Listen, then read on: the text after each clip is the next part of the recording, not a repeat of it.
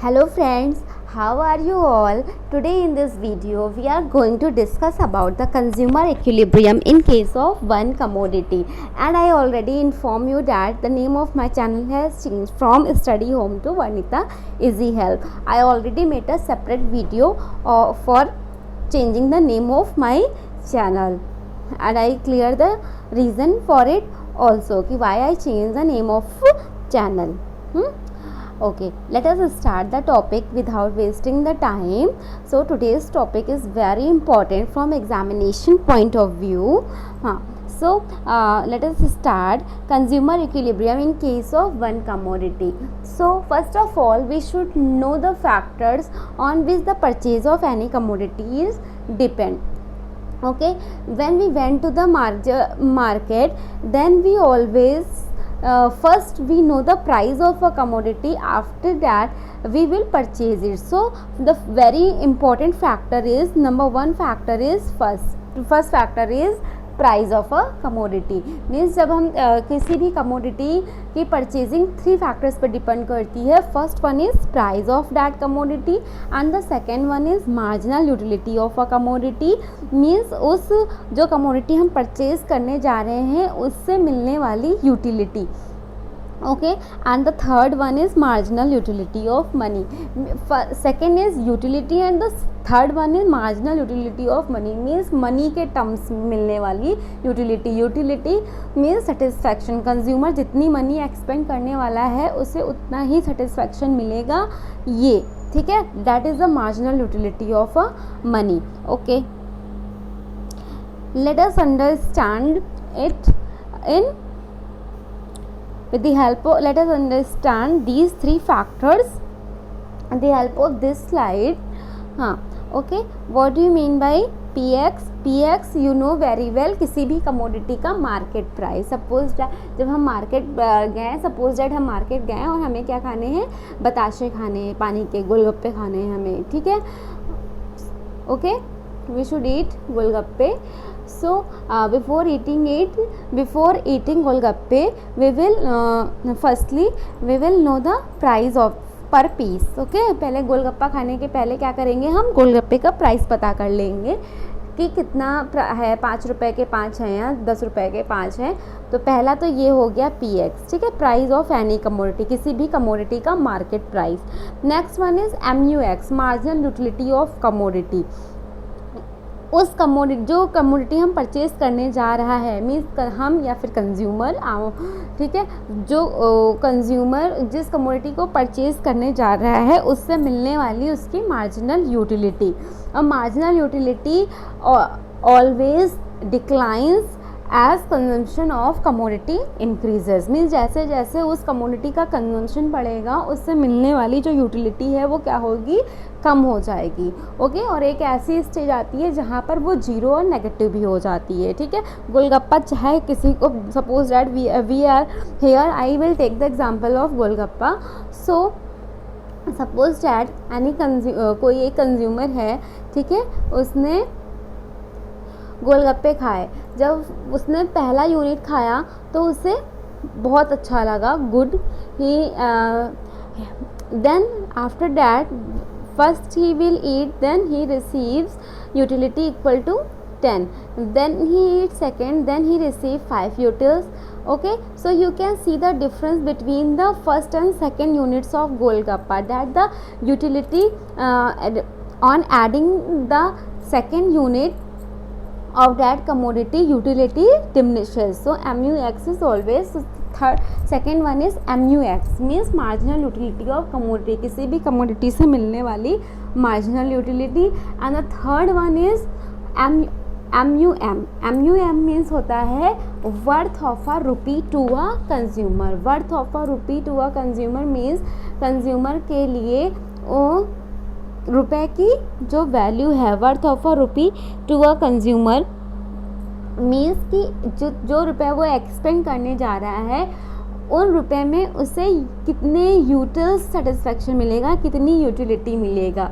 Worth of a रुपी को हम define कर सकते हैं, define in utils from standard basket of a good with a rupee. Means 1 रुपये से या 1 रुपये से, जितने भी रुपए हमारे पास है, 1 रुपये से हम जितने भी गुड्स खरीदेंगे, ठीक है, उनसे मिलने वाली यूटिलिटी, ठीक है, उनसे हमें कितना सेटिस्फेक्शन मिलेगा, उसको हम बोलेंगे MUM और वर्थ ऑफ अ ₹2 मीन्स 1 रुपये की क्या यूटिलिटी है एक कंज्यूमर के लिए, worth of a ₹2 to a consumer. Suppose that 1 रुपये में एक व्यक्ति, we are just giving here the example that 1 रुपये में एक व्यक्ति ने क्या किया, 100 ग्राम्स क्या किया, शुगर परचेज़ किया उसने, ठीक है, 100 ग्राम्स उसने शुगर परचेज़ किया और 100 ग्राम उसने शुगर परचेज़ कर ली और 500 ग्राम उसने क्या परचेज़ कर लिया, सॉल्ट ले लिया या फिर राइस ले लिया, ठीक है, और तो उसकी 1 रुपये में बास्केट तैयार हो गई कि उसने 2 गुड्स परचेज़ किए। इन 2 गुड्स को परचेज़ करने पे उसे कितनी यूटिलिटी मिलती है, मान लीजिए 4 यूटिल्स मिलते हैं उसे, इस मीन्स इन गुड्स से उसे कितना सेटिस्फेक्शन मिल रहा है, 4 यूटिल्स के बराबर। तो यहाँ पे 1 रुपये की जो वर्थ है वो कितनी है, 4 यूटिल्स के बराबर है। और MUM को हमेशा हम यूटिल्स में ही डिफाइन करते हैं। MUM इज़ कांस्टेंट और ये हमेशा कांस्टेंट रहता है because it is a measuring rod for a rupee worth satisfaction, क्योंकि ये क्या है, मेजरिंग रॉड है rupee worth of satisfaction, means money के टर्म्स में हम इसमें सेटिस्फेक्शन को मेज़र करते हैं कि उस मनी से हमें कितना सेटिस्फेक्शन मिला इन terms of utils. Okay, I hope so you all understand it very well. If you have any doubt, then please drop a comment in the description box. Okay, these are the basic for understanding the consumer equilibrium in case of one commodity. Next one is assumptions of the consumer equilibrium. So these are the assumptions which should be followed while studying the consumer equilibrium in case of one commodity. First one is utility can be cardinal, means utility कैसी होनी चाहिए, cardinal होनी चाहिए, ऐसी हो जिसको हम count कर सकते हो 1 2 3 4. The second one is marginal utility of money remain constant. इसके पहले भी अभी हम पढ़ चुके हैं पहली स्लाइड में कि MUM, मैं आपको दिखा दे रही हूँ कि MUM, ये देखिए हमने यहाँ पे अभी ये पढ़ा हुआ है कि ये देखिए MUM रिमेन कांस्टेंट, ये देखिए MUM remain constant, it is a measuring rod for a rupee worth of satisfaction. MUM कैसा होता है, हमेशा कांस्टेंट रखना चाहिए। So it is the assumption of the assumption of consumer equilibrium that MUM remain constant. The second one is law of diminishing marginal utility holds good. यहाँ पे law of diminishing marginal utility भी follow होना चाहिए और मैं पहले ही बोल चुकी हूँ MUX कैसा होगा, यहाँ पे डिक्लाइन होगा। Second one is consumer behaviour, fourth one is consumer behaviour rational. Consumer का बिहेवियर कैसा होना चाहिए, रेशनल होना चाहिए, मीन्स जो भी हमारा कंज्यूमर हो वो कैसा हो, समझदार हो, he will be able to take a decision for spending money, means उसे अपनी मनी को कैसे स्पेंड करना है, कितनी कमोडिटी परचेज करनी है और नहीं लेनी है, और ये सारे वो क्या निर्णय ले सकता हो। And the next one is income constant. Income constant C नहीं है, कांस्टेंट CONSTANT। इनकम, कंज्यूमर की इनकम कैसी होनी चाहिए, कांस्टेंट होनी चाहिए, उसमें उतार चढ़ाव नहीं, कोई भी फ्लक्चुएशंस नहीं होने चाहिए, there should be no fluctuations in the income of the consumer. Next one is price of commodity constant, और कमोडिटी का प्राइस कैसा होना चाहिए, कांस्टेंट रहना चाहिए एक सर्टेन टाइम पीरियड के लिए, then only these are the assumptions of the consumer equilibrium, means consumer equilibrium is depend on these assumptions. When these assumptions are followed, then only the situation will apply. Okay, let us see now the rule of consumer equilibrium. consumer equilibrium का हम rule देखेंगे in case of one commodity के case में। तो हमने सारे factors पढ़ लिए हैं, we study all the factors PX, MUX and MUM। These factors are very important to explain because these are used in the equation of consumer equilibrium. Okay, so in case consumer equilibrium, consumer equilibrium in case of one commodity struck when, एक commodity के case में consumer equilibrium तब struck होगा जब MUX PX के बराबर होगा, mean when MUX marginal utility of that commodity is equal to price of that commodity, means जो भी कमोडिटी कंज्यूमर परचेज कर रहा है उससे मिलने वाला उसका सेटिस्फेक्शन जब तक के प्राइस के बराबर ना हो जाए तब तक कंज्यूमर इक्विलिब्रियम की पोजीशन में नहीं हो सकता। ठीक है, मीन्स जितना वो एक्सपेंडिचर कर रहा है, अगर वो 4 रुपये खर्चा कर रहा है तो उसे 4 रुपये के बराबर ही सेटिस्फेक्शन मिलना चाहिए, तभी कोई कंज्यूमर इक्विलिब्रियम की पोजीशन में होगा। ओके, एंड और इसको हम ऐसे भी बोल सकते हैं MUX upon PX equal to MUM, both of them are same. Okay, MUX upon PX equal to MUM। अगर हमें मनी के टर्म्स में यूटिलिटी MUM अगर हमें काउंट करना हो, marginal utility in terms of money अगर हमें काउंट करना हो तो हम ये फॉर्मूला लगाते हैं MUX upon PX equal to MUM। ठीक है, if this condition is follow then only consumer will be in a position of equilibrium। MUX upon PX को हम rupee worth of satisfaction consumer actual get बोलते हैं, और MUM is known as rupee worth of satisfaction that consumer expect to get. MUX upon PX means what the consumer actually receive and MUM what he expect, means जितना उसने expect किया था rupee worth of satisfaction. Suppose that कोई एक consumer है, उसके पास 500 रुपये हैं, ठीक है, तो उसने ये घर में उसके पास 500 रुपये हैं, ही हैव 500 रुपीज़। अब वो घर से में उसने ये सोच लिया कि इस 500 रुपये में मुझे क्या क्या ख़रीद के लाना है, मीन्स इस 500 रुपये की वैल्यू उस कंज्यूमर के लिए कितनी है। ठीक है, उसने अपना एक बास्केट ऑफ गुड बना लिया कि इस 500 रुपये में मुझे क्या लेना है, शूज़ भी लेने हैं और शर्ट भी लेनी है, दोनों चीज़ें लेनी है। और अगर वो मार्केट जाके एक्चुअल में MUX अपॉन PX मीन्स अगर उसने इन रुपए को खर्च करके ये दोनों ही कमोडिटीज़ को परचेज कर लिया, then actually he get what he think, okay, what he expect. अगर ऐसा हुआ then he will be in the position of equilibrium, अगर ऐसा नहीं हुआ then he will be not in the position of equilibrium. और ऐसा भी हो सकता है कि उसे ये दोनों चीज़ें 400 रुपीज़ में या 450 में भी मिल जाए। अगर ऐसा हुआ, if he get both the things in less price, less than 500 price, then consumer will be in benefit position, he will in a position of consumer surplus। I already told you about the 3 possibilities for this consumer equilibrium situation। Okay, so this is the condition when consumer in a position of equilibrium if this condition is followed, if MUX equal to PX or MUX upon PX equal to MUM, both of them are same। Okay, if we have to calculate the marginal utility of commodity in terms of money, then we use the formula here MUX upon PX। Okay, and when both of them are same, then we will say that consumer is in a position of equilibrium in case of one commodity only। Okay, let us understand it with the help of one schedule and schedule। Okay, let us understand it with the help of schedule।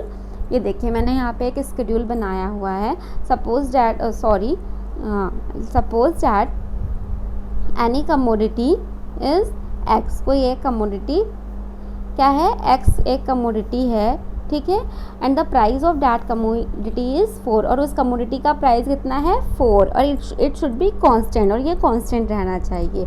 और MUM कितना है, mean rupee worth of satisfaction कितना है, 4 utils है, कितना है ये देखिए 4 यूटिल्स है, 4 यूटिल्स इक्वल टू 1 रुपी, या फिर इसको ऐसे भी बोल सकते हैं 1 रुपी इक्वल टू 4 यूटिल्स। 1 रुपी किसके बराबर है, 4 यूटिल्स के बराबर है।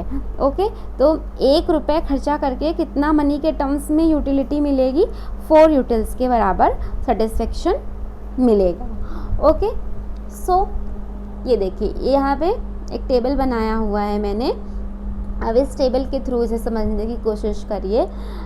देखिए प्राइस क्या है, कांस्टेंट है 444 for each unit of a commodity price is constant 4। Okay, on first unit consumer receive marginal utility equal to 20, means जब उसने फर्स्ट यूनिट कंज्यूम करी तो उसे यूटिलिटी कितनी मिली, 20 के बराबर। When he consume second then he receive 18। Okay, first पे उसे कितना मिला, 20, ये देखिए, सेकेंड पे 18 एंड द थर्ड पे कितना मिला है उसे 16 और फोर्थ पे कितना मिला है उसे 10।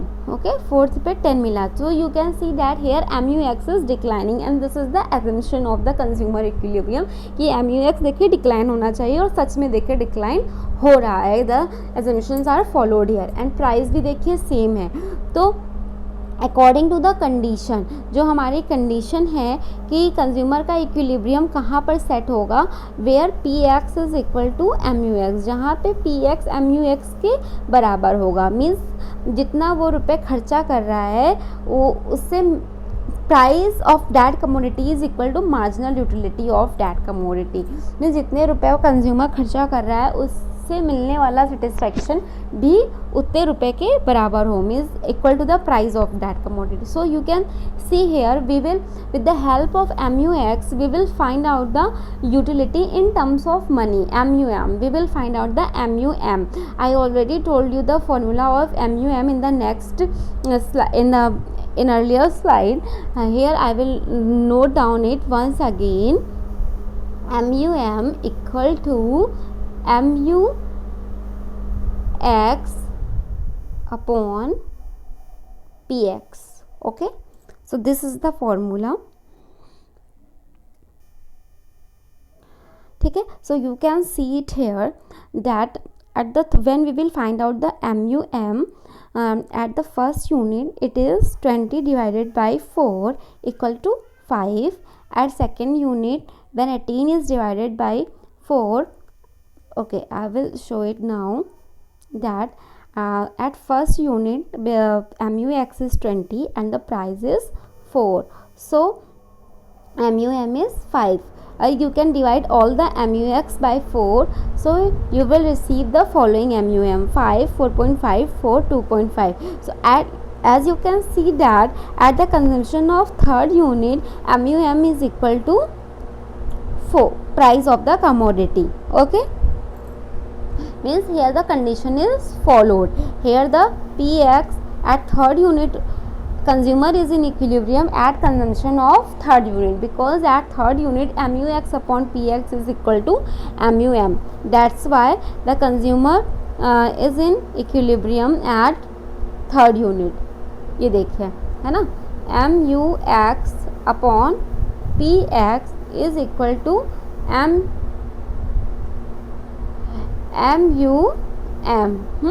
So MUX is 16 and the price is 4, and so and MUM is 4 utils. So I write here 4 divided by 16 divided by 4 equal to 4. So consumer is in equilibrium at third unit of consumption. ठीक है, after that at the consumption of a 4 unit consumer got less satisfaction, means less satisfaction what he expect that on expenditure of 1 rupee he will receive 4 utils, but at fourth he receive less than 4. ठीक है, so he stop consuming at the third unit पे वो consumption ख़त्म कर देगा, क्योंकि third के बाद फोर्थ यूनिट पे उसे लेस सेटिस्फेक्शन मिल रहा है। अब आप कहेंगे कि फर्स्ट और सेकेंड पे ज़्यादा मिल रहा है, why this is so? Here what he expect to get, but in actual he is getting more what he expects. So at the consumption of first and second unit he is in a position of surplus, means he by consuming first and second unit consumer is what benefited. Here consumer is benefited by consuming the first and second unit, so he continue the consumption of units, but at the third unit he is in equilibrium position, because here MUM is equal to PX upon MUX upon PX, condition is followed. So here whatever the price he is spending, and consumer is getting equal to that price satisfaction. Okay, I hope so this table is clear to it. Now let us understand it with the help of a diagram also. See it, this is a diagram. At the x-axis, units are shown at y, mux and px. Okay, this is a third unit consumption. At third unit, this is a mux. Mux is what? Declining. Mux is declining. It is downward sloping. This line is downward sloping. So mux is declining, and the, as you can see, straight line px is constant here. Straight line of price shows that px is constant and mux is declining. Okay, I will make it here. Oh sorry, I will make in front of you once more. Suppose that this is x and y, and here देखिए mux क्या हो रहा है? Decline हो रहा है, and this is the price. Price क्या है? कांस्टेंट है. But at third unit mux and price, both of them are same. So this is the point of equilibrium, and above it, this is the point of consumer surplus. At this position, consumer is in a position of surplus, means at this here the consumer is consuming first and second unit. By consuming first and second unit, here mux is more than px. So at this position mux is more than px, and at this mux is equal to px, and at this mux is less than px. Okay, so these are the three conditions. I hope so it is clear to you. Please take the screenshot of this diagram and this table and all the slides I show you.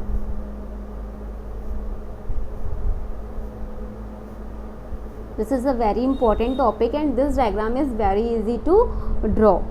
Okay, I hope so you like my video, and if you like it, please like, share and subscribe, and please don't forget to press this bell icon to be updated about my videos and to get notifications. Please press this bell icon, and don't forget to press at all. Okay, because by pressing the all you will receive the notifications of my all video. Okay, thank you so much for watching my video. This smiley is, as always, this smiley is saying thanks, and Varnita is also saying thanks to you. Keep smiling, stay safe and healthy. Bye bye, take care.